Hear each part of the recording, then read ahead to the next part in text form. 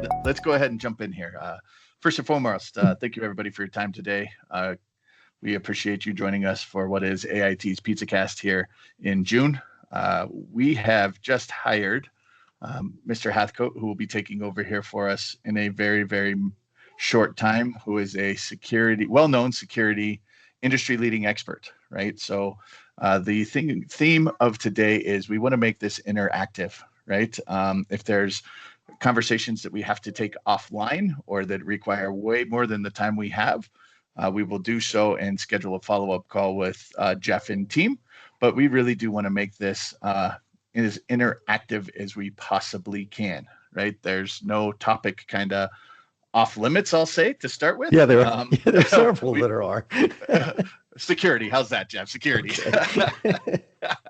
And so, right, a couple of housekeeping items. First off, right, if you don't have your pizza yet, it's scheduled to arrive right around 11:30, wherever time zone you are. So if you don't get that, please put something in the chat, email one of us. I'll put my email, I'll put Peter May's email in the chat here, and we will find out where your pizza is, right? So without any further introductions about AIT, I want to turn this over to Jeff Hathcote, who is again, the CISO for AIT, helping us build and continue to build our security practice.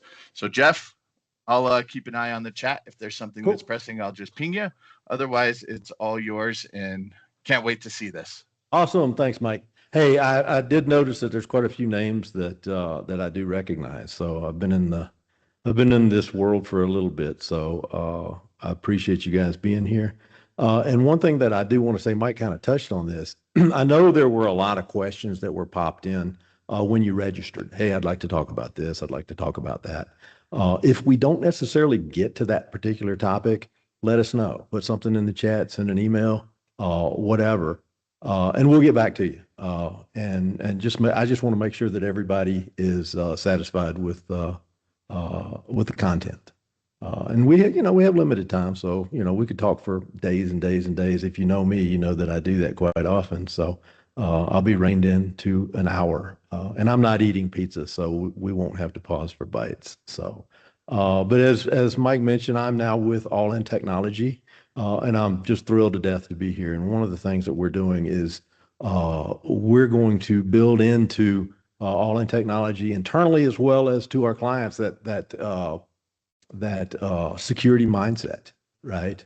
We've always had that security piece with All In Technology, but really building it out and for our clients and internally as well. And I'm a big part of that. And I expect, a lot of you will be a big part of that as well. So really looking forward to that. If you're not familiar with this is a slide just kind of saying what we do, how we do it, who we are. Always looking forward to having conversations with you. I'm fairly new to the team. I think this is week 4, maybe. So I'm still sort of drinking from the fire hose, if you will, and I'm old and grumpy. So it's a little harder for me than it is for a lot of you young people. So, and then this is some of the services that we do. If you're not familiar with it, managed services, Microsoft, big Microsoft partner, obviously network, the communication pieces, the UCAS, CCAS, government compliance is something that we're really into, working with a lot of customers that are going after CMMC compliance, SOC 2, all of that. That's something that I'm definitely involved in, as well as obviously the cybersecurity services. And I know the question is going to come up. What is the difference between compliance and cybersecurity? We'll talk about that, I promise. And here's how you can get a hold of us. If you don't have our contact information, feel free to reach out, touch, and call us either, here in Colorado. And just so you guys know, I'm not sure where everybody's located, but I am located in Colorado. I live down south in Parker, Colorado. I know there's some folks from Wisconsin as well, but and all over the place for that matter. But that's our contact information if you don't have it. So this is what I call think like a bad guy. I've been working on this, man, for a couple of years now. And I actually did something crazy, and I trademarked the phrase "think like a bad guy." And if I had it to do all over again, I would never do it because it was a real pain dealing with lawyers and a little bit of money as well. So it just makes me feel good to be able to say I have a trademark, I guess. So that I'm going to give that to my kids. That's me. If you don't know me, that's kind of what I look like, what I do. I think the picture is a lot prettier than the reality, though. So been around for a little bit, been in the cybersecurity, IT, network, software world for way too long. Whenever I tell people that I've been there for 35 years, I hear myself saying it, and it's like, wow, dude, you're old. So let's get into it. This is going to be interactive, so feel free to raise your hand to jump in. I don't know if everybody's muted or what, but one of the things we talk about bad guys. What do they look like? We talk about hackers. We talk about the cyber criminals. What do they look like? And most people will look to the left and say, "Wow, that is what I think a hacker." You got a hoodie, maybe some aviator mirrored glasses, sitting in a dark basement somewhere, just knocking. Hey, Andrew, I see your note. The reality is, the person on the right is an individual named Kevin Mitnick. You may be familiar with Kevin. He was back in the 90s. He was the #1 cyber criminal that was wanted by FBI. I think Interpol was after him for doing all kinds of bad stuff. And he don't look like the guy on the left. He's not wearing a hoodie. But he was a bad guy. And I have a personal relationship with Kevin. I used to be I worked for the federal government in the Federal Bureau of Prisons, and Kevin was actually an inmate that we worked with. And when he got out, he reformed, I guess you'd say. So the Bureau did a good job on him. And he became, towards the end of his life, he just passed away a couple of years ago from pancreatic cancer, but he was the chief hacking officer for a company called KnowBe4. And that's a company that we work with very closely for doing phishing campaigns, cybersecurity training, that sort of stuff. So anyway, I just always think that's interesting because I ask people, what does a hacker look like? And it's always, Mr. Robot or the guy in the hoodie, right? So what do we talk about whenever we're talking about think like a bad guy? What does that mean? Well, I've heard and done, and I'm guilty of this as well, where we're always trying to sell a product. Cybersecurity is not a product. Cybersecurity is not, I told Mike the other day, I said, man, I wish I had a box of cybersecurity on my bookshelf. I'd take it down and, people could sell it for whatever they wanted for it. It is something that we all have to be concerned about. If you're a CIO, if you're a CISO, if you're a CEO, or if you are Betty in accounting, if you are an IT tech, if you are a receptionist, it doesn't matter what your role at your organization is. Cybersecurity is something that we're all responsible for because it's an organizational issue, right? When we think like a bad guy, instead of looking outward and saying, what can I do to prevent this? I tell folks to turn around inward. Think of it like a bank, right? So if you turn around at the front door of a bank and say, how do I get into that room? How do I get into that vault? How do I socially engineer that teller to give me money, right? If I take the emotion out of it and I use the tools that the bad guys use, then it makes it a lot easier for me to find the risks and the issues that are popping up that can be exploited. So whenever I look at an organization from the outside, I'm going to look at it and go, when are they going to be closed? Tomorrow is a holiday for a lot of folks. I don't know if you realize that, but Juneteenth is now a federal holiday. So a lot of banks, a lot of, post office, government offices, but a lot of private organizations are closed too.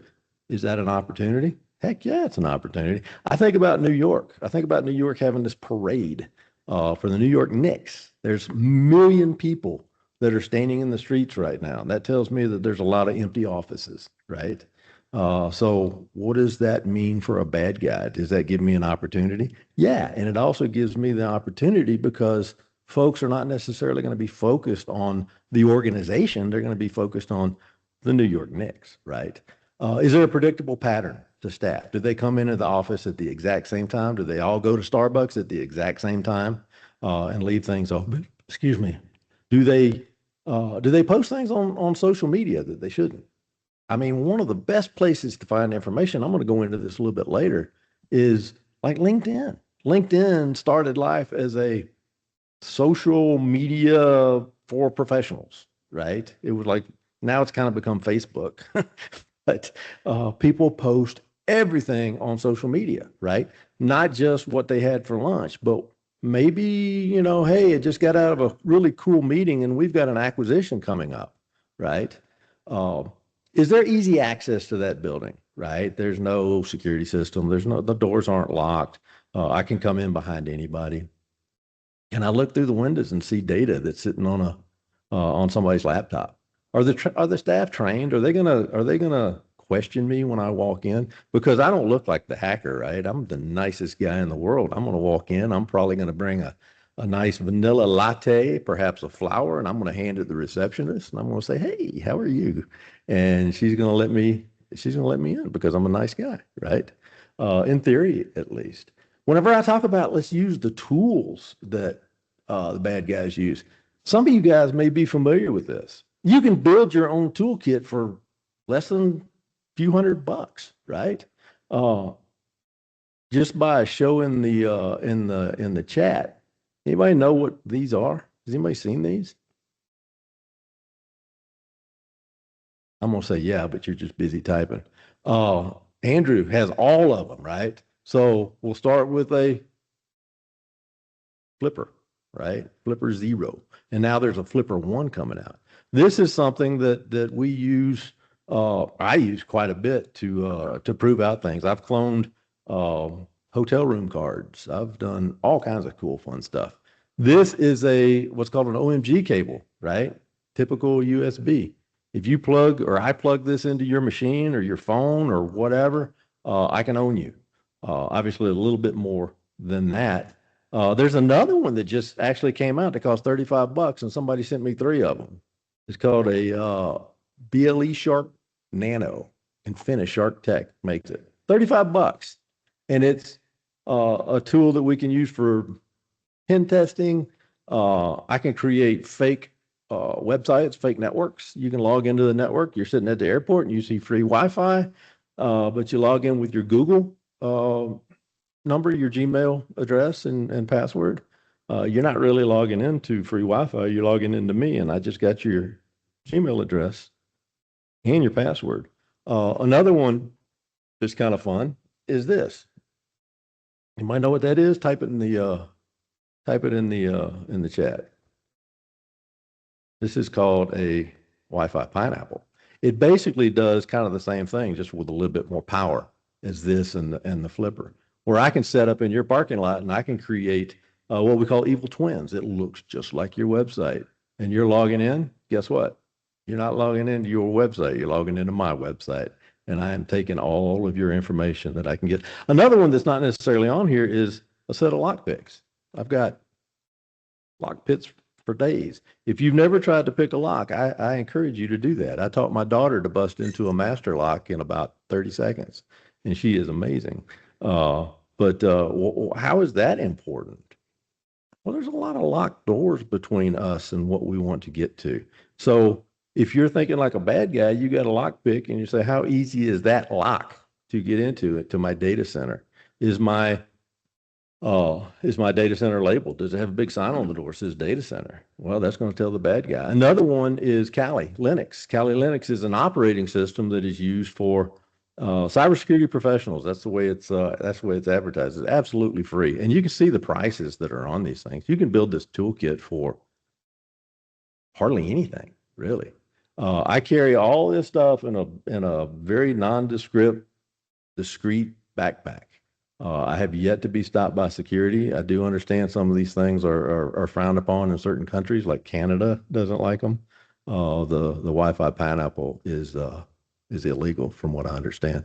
And Lee, I saw your note about Kali being a hacker's dream kit. Yeah, but a lot of people are, they install it and they think they're going to be a hacker. It takes a little bit of effort, right? So one of the things that I like to do is to prove out these things when I'm thinking like a bad guy is to get information about an organization. How many of you either at home or in your organization have a network, a Wi-Fi network that is named after either your house, your last name, or your organization. Looking for company X, right?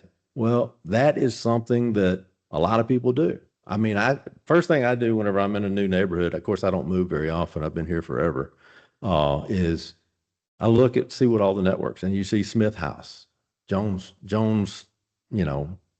house. I know immediately who it is. If I'm strolling downtown Denver, for instance, I'm going to see things like Company X, Company Y, Company Z. I'm going to automatically know if I really wanted to do some bad things, that's where I could start, right? Quick story. Once upon a time, I was working with an organization, a fairly large organization that had a big presence in the software industry. And they gave me the responsibility for the security aspects of IT. And so I did an assessment, if you will, to kind of find out where some of the holes were, some of the gaps. And I found out that guest password or that guest network that everybody has written on whiteboards and conference rooms and laminated everywhere and passed out to everybody was not actually the guest password or the guest network. It was actually the corporate network. So they'd been advertising their corporate network for 3 years, give or take. So that's something to check as well. Check out this poll. How often do cyber attacks occur in the United States? On a daily basis. I'm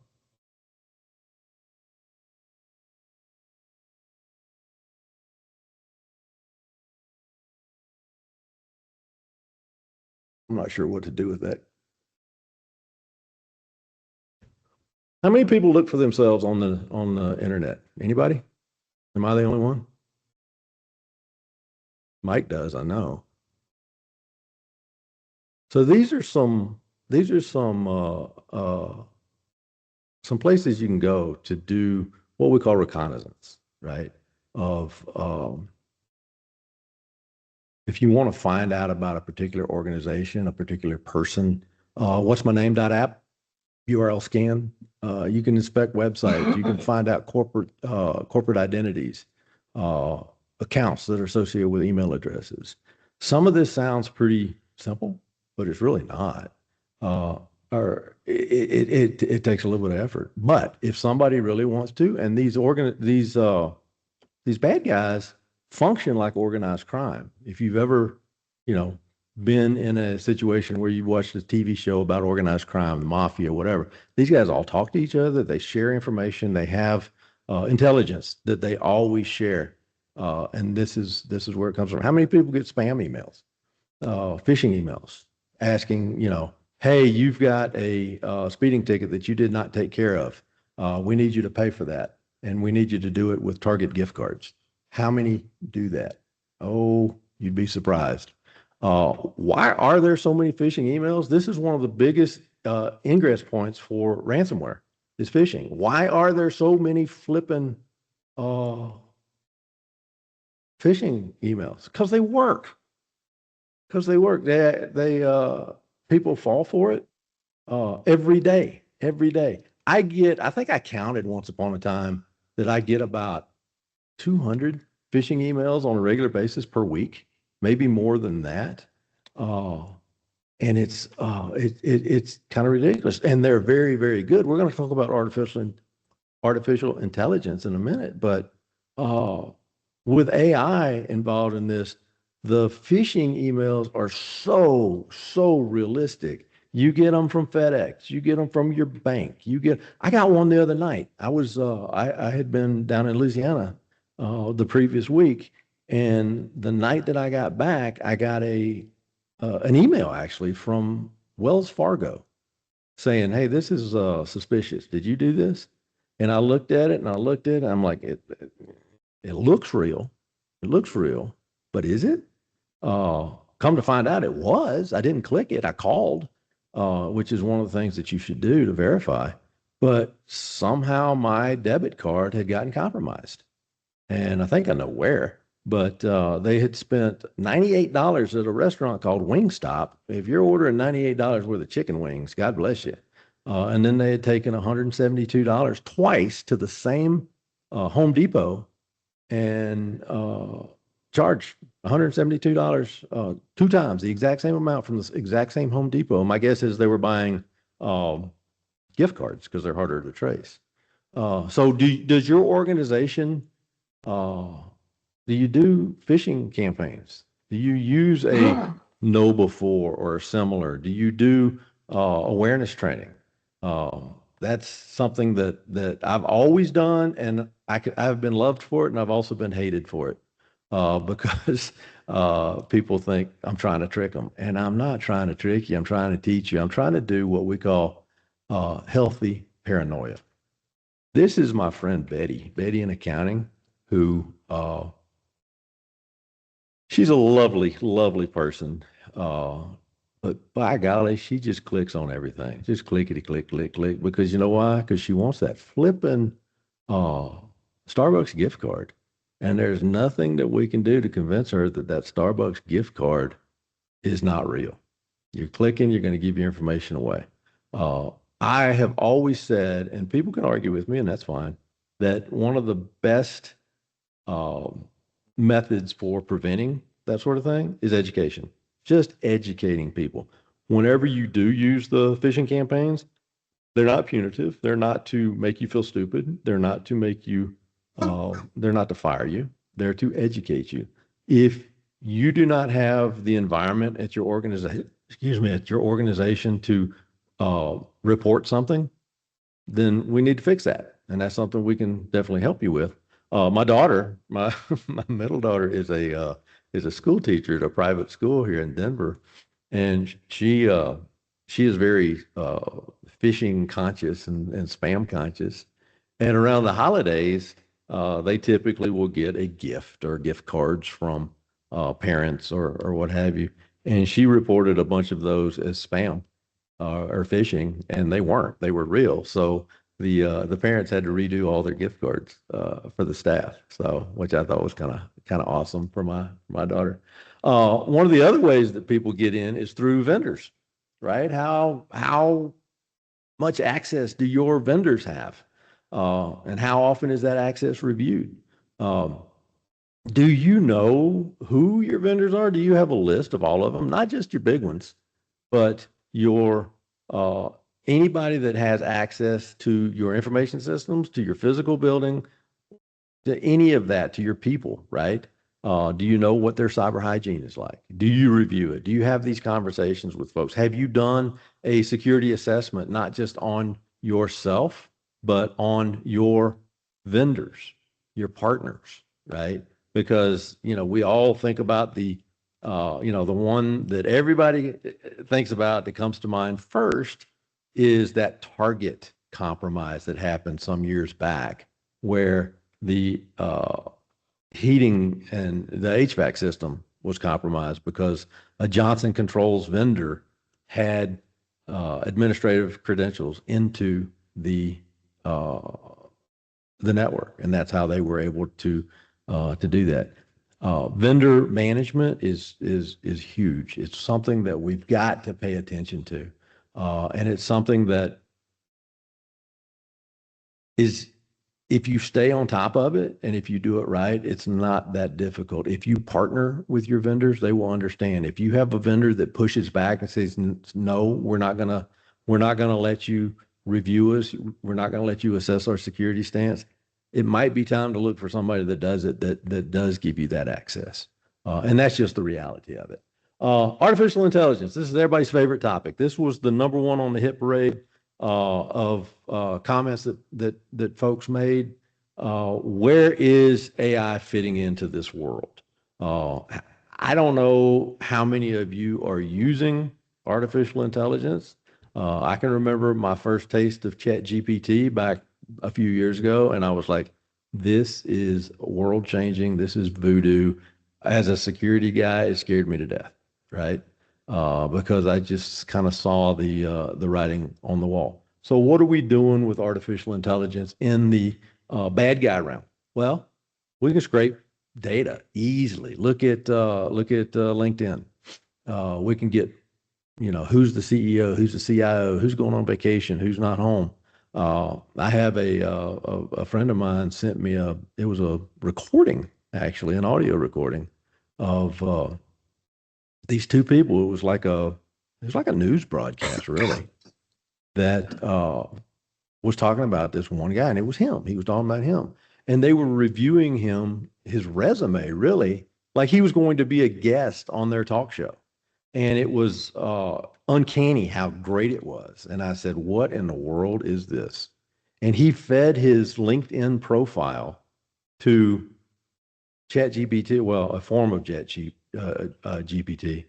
And that is all it took to make that essential podcast about him. It was amazing. We can write a whole much better phishing emails. Everybody remembers the emails from, the Nigerian prince that wants to give you $20 billion because you have a nice face. And the things that we used to teach people: look for misspelled words, look for, just things like that. Well, we don't really have to do that anymore because AI is making it so much cleaner. We can make fake support messages. We can scrape things off websites, and you're getting messages from your bank. You're getting messages from Microsoft. You're getting messages from your boss. I was at All In Technology for, I think, about 2 days. I was about 2 days in, and I was suddenly getting text messages from our CEO that he did not send, right? It doesn't take long because I had put, hey, look, I'm starting a new gig at All In Technology. That's all it took. And somebody said, well, here, boom. And they got that information. Synthetic voice or video. Whenever I do my Think Like a Bad Guy in person, one of the things that I did last time, I was I think I was in Houston, and I took a well-known president and cloned his voice. I took a 20-second clip of his voice, and I just basically used it to introduce the presentation that we were doing.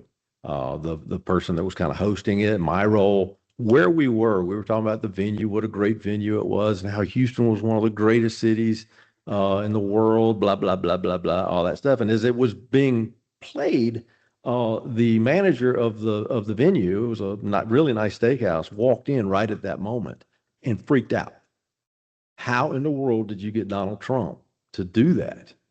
And the reality was I did it for a 20-second. I cloned his voice. It was 20 seconds. It cost me that much money, zero, to do that. I've got videos of others doing that. You've all heard of the the problem that older people have, where the grandson calls and says, "Hey, I'm in Mexico and I'm in jail and I need money." That happens quite often. Easily done. I'm going to show you some sites here. Some of the other AI generated things is code, writing code. I know for a fact that people are using things like Claude to completely write code. There's no human intervention at all. My experience with it is it's kind of garbage, right? I used to be a developer back in the day. Whenever I look at AI generated code, I know it's not good. But password attacks, instead of just doing focusing on one person, I'm going to focus on a whole group of people because I've got a lot of information that I've been able to capture. We talked about Kali Linux earlier. One of the aspects is a database that I get. It's a word list that's huge that has pretty much every kind of password you can imagine, including usernames and passwords that are from known compromises. So it's a little bit scary. And how do we deal with it? Crime. I was in law enforcement for a long time. And it's one thing dealing with your normal criminals, but now we're dealing with AI.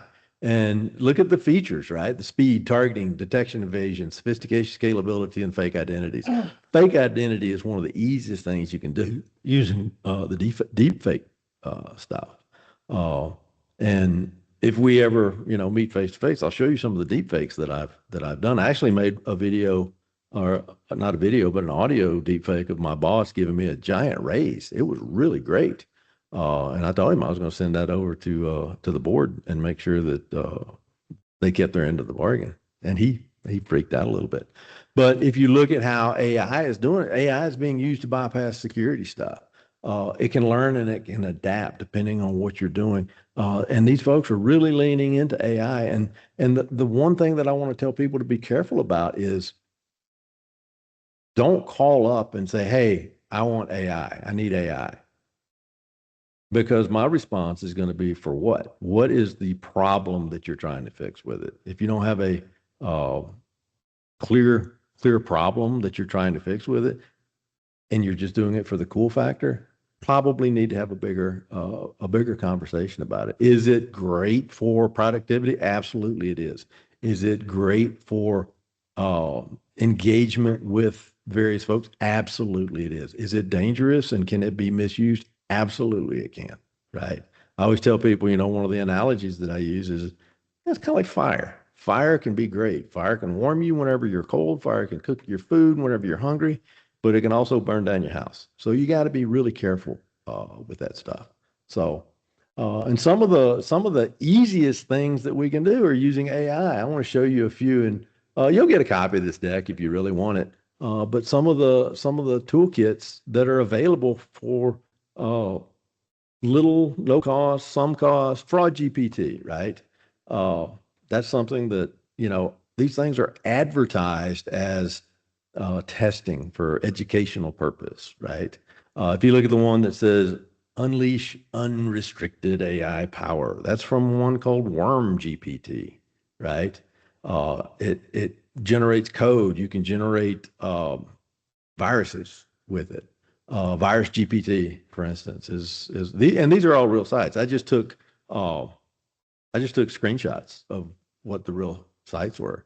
Look at the supply chain poisoning. So what that is we're in an LLM or a large language model using I'm talking to a customer service at a car dealership, for instance, and that if that LLM has been poisoned, one of the things that we talked about or that we saw was a guy that was able to manipulate the AI helper, if you will, into giving him a free car, essentially. And it was legally binding, right? And there are things that that people are doing that they're putting their intelligence, their restricted IP into Chat GPT, for instance, or Claude or Perplexity or whatever. And once it's out there, it's out there. There was a story about the Samsung engineers, the people that make all the TVs, and I think they make everything. Whenever they were playing with artificial intelligence, when it first started getting very, very popular, they put a bunch of intellectual property into that chat, and it was sucked into the world. And once it's there, it's there, and they had to shut everything down. So there's some definite dangers with it. I don't say these things to scare anybody. I just say these things for awareness. You want to make a deepfake video or your deepfake audio? Go to deepfakevfx.com. That'll do it for you. There's samples, there's guides that'll tell you how to do it. You can join it. You can log in all at your heart's content. Look at Speechify. Speechify is what I used. I took a 20-second clip of a bunch of different people, celebrities, and you can find them. Just go to YouTube. Just go to YouTube and say, hey, I want a picture of, somebody that, or a video of somebody that, has a distinctive voice. I use Matthew McConaughey, for instance. I use Donald Trump. People that whenever you hear their voice, you know who that is. Samuel L. Jackson is another one. And you just take a clip, 20 seconds, 15, 20 seconds, boom. Create them, and you write a script, and it reads that script, and it inflects. It does everything that they wouldn't do if they were talking to you. And it's amazingly easy. It's really something that you want to take a look at and play with, actually, just to see what it is. These are some sites that you can tell if you start getting a lot of deep fakes, a lot of AI generated stuff, you can run through these sites and it'll tell you where it came from. Is it real? Is it AI? One of the things that I hate, I like to look at YouTube videos because I have varying interests. And I really hate the fact that 90% of the videos that I watch, that I get to watch now, are AI generated. And I just can't stand it. So, um, I'm trying to be quick because I'm trying to get to some questions that I got. How do you keep it secure? How do you secure AI in your organization or your home for that matter? Make sure that you have policies that say this is what you can use it for and this is what you don't use it for. Publicly identifiable information, or PII, that's a big no-no. Any kind of confidential data, any kind of unreleased intellectual property, in healthcare, PHI, protected health information, is a big one. But if you want to help, if you want it to help you write a report, if you want it to help you straighten up some data, right? But always have that, see that in the HITL, bonus point for somebody that can tell me what that stands for in the chat. Anybody? Human in the loop. Human in the loop is we're going to look at this output and we're going to make sure that it's real, that it's good, that it's true. You need to make sure that people understand the risks that are out there. One of the things that we run into, and I just had a conversation with somebody just the other day about this, is shadow IT. Or shadow AI. Everybody's familiar with shadow IT. You know, that's the people that do their their own IT, because I'm an IT administrator in my other life. This is something that we deal with. How do you protect yourself from folks that are going to use those Chat GPTs, those Claudes, those Perplexities, all of those things? Well, provide a safe, approved option. Make sure that they're easy enough to get to. Educate people on appropriate staff. Build a solid, acceptable use policy. That's probably one of the biggest ones. And then build a workflow that people can ask for. Hey, can I use this for work? So that you can get an approval process. And that's going to keep people from going kind of off kilter. And this is really important, not just for those folks that work on site, because a lot of us are going back on site, but more for, people that are working from home, for instance, too. So one of the questions that we keep getting as I come to the conclusion of the AI piece is, how often hacking happens? What are some AI vulnerabilities? What specific questions? Because I specifically left some time to allow you to ask some questions. Ask them in the chat, for instance, of what are those things that are making you worry about cybersecurity within either your environment, your house, your home, your organization? Where do you sit? What are you worrying about? What would you like to know about? What would you like to have a little bit more information about? I'll wait for a few minutes. So.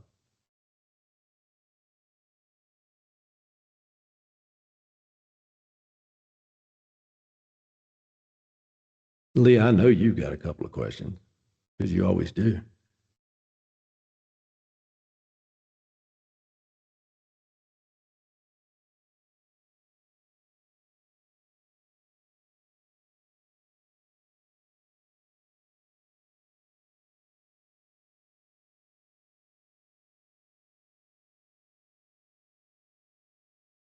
Let's look at the poll.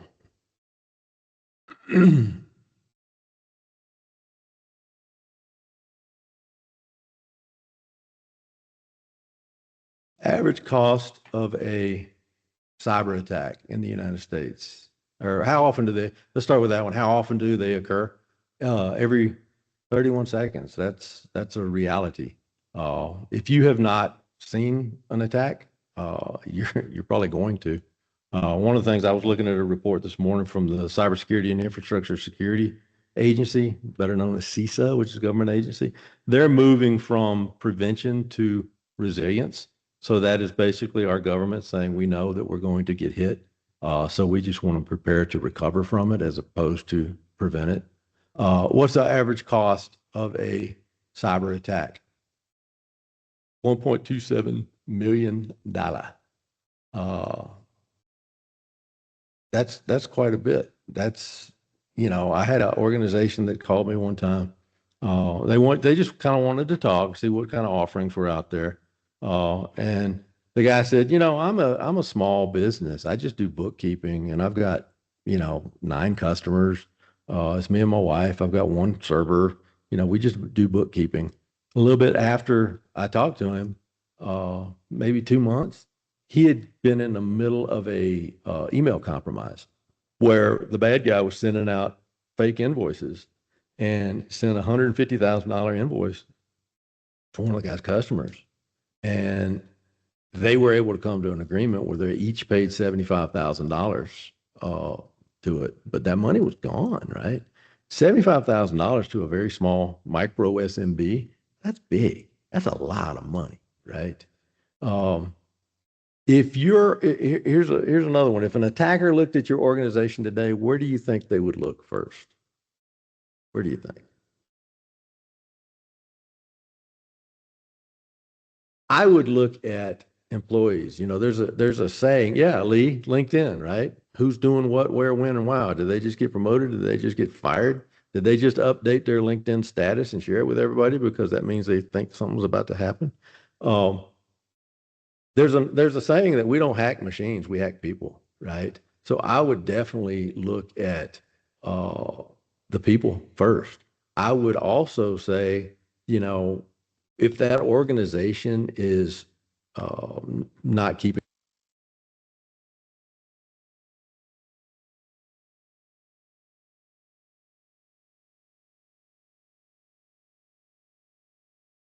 your team, we got a guy, and that guy is the guy that maybe he configures a firewall, but he also helps people whenever they mess up their password, and he changes toner cartridges in the printers, and he also works on the coffee machine whenever it quits working because it plugs into the wall, and that's responsibility of IT if it plugs into the wall. So I'm going to go after that sort of thing. The biggest answer on this one was employee mail and phishing opportunities, and I think that's accurate. There's so many phishing emails out there because they work, and you're never going to stop getting them. I have proof of that because I get them all the time. Which AI-related cybersecurity concern feels most relevant to your organization right now? And I don't know if you can see these on the screen because I'm not putting them in the right place, but I can't move it. Employees entering sensitive data into AI tools is 26%. AI-generated phishing or scams was the #1 response. Lack of AI governance or usage policy or vulnerable code scripts and automation created came in. So it was AI-generated phishing or scams it was the #1 that people thought about. And yeah, I would 100% agree, but I would also say that the other piece of that is governance. We have governance, you'll hear the acronym GRC, governance, risk, and compliance. So whenever we talk about HIPAA, when we talk about CMMC or SOC 2, that all falls in that GRC piece. With AI, because it's still in its early stages, I wouldn't say infancy, but in its early stages, it's become a toddler now. It's just a matter of time before there will be governance. There will be things that you have to do, starting probably with government organizations, government agencies, followed by publicly traded companies, and then it's going to flow down. And so the best thing is to understand what you've got in your organization. If you have, 100 or fewer employees, one of the easiest things we can do is to get an assessment done. Figure out if you haven't done one, if you don't know what your risks are. And cybersecurity, you've heard me say this, cybersecurity in and of itself is risk management. That is something that that we have to embrace. And you can't put your head in the sand and just think, well, it'll be okay because we got that guy. If you are unsure, or if you know that there's some bad things that are out there and you just have not let somebody know that, get us, right? For instance, is do an assessment, figure out where you are. And one of the things that I've learned over my last several years has been, I don't care how big the organization is. It could be General Electric, it could be General Motors, and it could be, Bob's Pizza Parlor. It doesn't matter. The same issues are facing everyone. We all have the same concerns. We all have the same risks. And ignoring them is not going to make them go away, right? But what we can do is we can help you find where those holes are, right? And I'm not a sales guy. Mike will smile whenever I say this because I've said this for 100 years, but we can help you with the right pieces, not necessarily products, but if you just need some policy and procedures, you need a framework implemented, you need, training, staff training, that's something that we can definitely help you with. So, if you can answer this, when was your last security assessment completed? And if it was more than 6 months ago or more than 12 months ago or never, I think it's time to do one, right? I think that's one of the easiest things that you can do and if you don't have the decision-making authority within your organization to say, yeah, we need to do that, this will give you the opportunity to say, hey, boss, I need some money, right? I need to do this, and this. These are the holes that we uncovered by doing this assessment. So I'm going to quit sharing my screen so I can see everybody because I'm looking at different screens now, and now I can see one person that has a camera on. So I just kind of want to open it up for, it's kind of interesting that more than 6 months ago is the leader on that poll of the last security assessment. I would highly recommend that you get in touch with, with one of our account reps and say, or your account rep and say, hey, can we talk through this, figure out what it means, what it is, what it looks like. It's not something that's painful.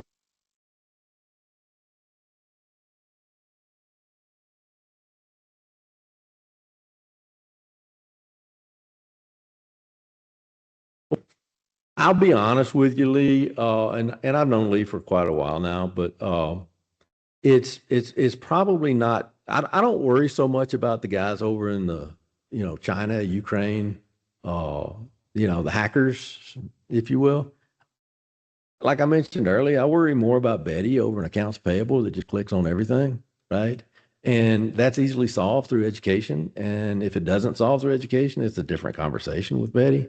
But that's one of the things that I do worry about because it's a little harder to control. I can put technical controls in place, but there's some things that you can't do because it just restricts people from being able to do their job. So that's one of them.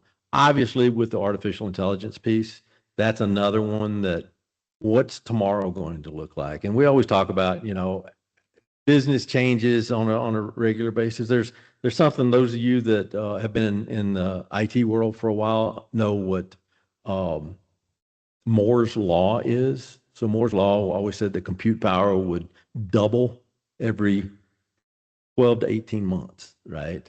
Well, in cybersecurity, I apply Moore's law to cybersecurity is going to change about every 20 minutes, right? Because there's always going to be something new, always something new. Usually the first hour of every day of mine and the last hour every day of mine, I'm looking and seeing what the bad guys are doing, seeing what they're breaking, what they're trying to get into. And does that keep me up at night? I worry about others. I worry about organizations that are not paying attention. I worry about our infrastructure. The fact that CISA just came out with this, we're going to focus more on resilience than prevention. That tells me that they've got intelligence that our infrastructure is at risk. The electric grid, the water, those things. That's the kind of stuff that I think about. And I don't say that to scare anybody. I'll just say that's just the reality of life. If you saw the news or watch the news on any given day, There was Tim Tim just responded, he sleeps well because it keeps him gainfully employed. Yeah, that's one aspect you can look at. Yeah, we have jobs because of this. So if you ever saw a movie called The Beekeeper, my kids think that that's what I do, but that's not what I do. So, um, but yeah, I mean, it's always something. And I think in order to stay normalized and not be, freaked out all the time, stay informed, keep up with what's going on, talk to people, get a good network of folks. If you are looking for somebody to communicate with on a regular basis, I'm putting together a group of folks that we're going to get together once a month, once a quarter. Haven't quite figured that out, but just kind of talk through stuff. If you're in the Denver area, great. We can do it face to face. If you're not, fine. We can do it over Teams or Zoom. But that's the way. That's really the way that we are going to be successful, is understanding what's going on out there, what we can do collaboratively. I've always said, if I'm the smartest guy in the room, I'm in the wrong room, right? There's a lot of folks that have a lot of great insight into this stuff, and we're much better as a whole than we are individually. So with that, I want to make sure that if you have anything that's burning that you did not get answered, please contact us. Let us know. I'll do my very best to get you an answer very quickly. And if I don't know the answer, I'm sure Mike Garnhart does. Right, Mike? So, so anyway, with that, Mike, I don't know if you had anything you wanted to say as a finale, but that's kind of it for me, guys.